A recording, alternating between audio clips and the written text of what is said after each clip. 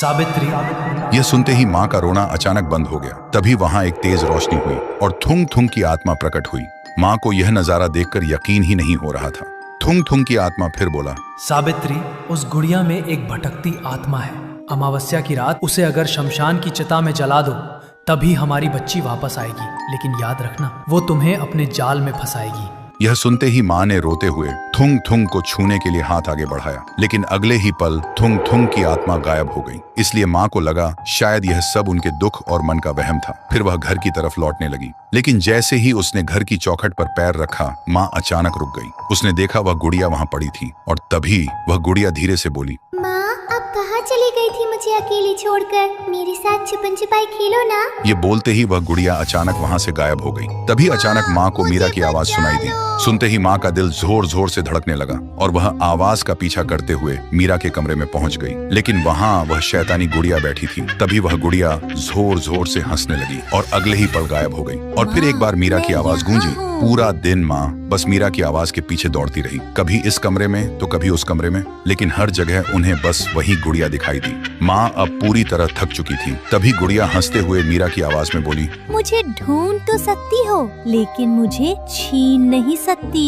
ये सुनते ही माँ रो पड़ी और बोली, बंद कर बेटी, माँ को और कितना सताएगी। फिर धीरे धीरे रात हो गई और उस रात अमावस्या थी। रात को देखते ही माँ को याद आया श्मशान वाली बात। अब माँ समझ गई थी इस शैतानी गुड़िया को ताकत से नहीं बल्कि प्यार से हराया जा सकता है। फिर माँ एक लोरी गाने लगी जो मीरा को बहुत पसंद थी।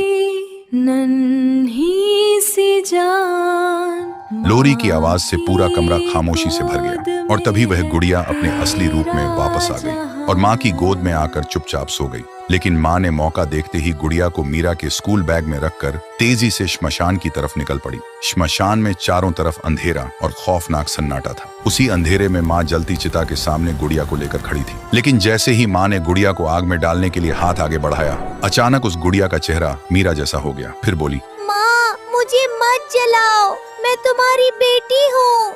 सुनते ही माँ के हाथ कांपने लगे और उसकी आंखों से आंसू बहने लगे। माँ पीछे हटने ही वाली थी, लेकिन तभी माँ को अपने मरे हुए पति की बात याद आई। वो तुम्हें अपने जाल में फंसाएगी। तभी माँ ने आंखें बंद की और जोर से चीख कर बोली, तू मेरी बेटी नहीं है। और उसने बिना सोचे गुड़िया को चिता की आग में फेंक दिया। आग लगते ही गुड़िया से एक भयानक चीख निकली जैसे कोई जिंदा जल रहा हो और देखते ही देखते गुड़िया धीरे धीरे राख में बदल गई। माँ वहाँ से रोते हुए भागती हुई सीधा अपने घर आई। घर आते ही उन्होंने देखा मीरा दरवाजे के पास खड़ी है। ये देखते ही माँ की जान में जान आई और वह वहीं गिर के फूट फूट कर रो पड़ी। मीरा दौड़कर माँ के पास आई और माँ के गले लग गई और उस दिन के बाद से उनके घर में फिर कभी कोई अंधेरा नहीं आया। अब सब कुछ ठीक हो चुका था।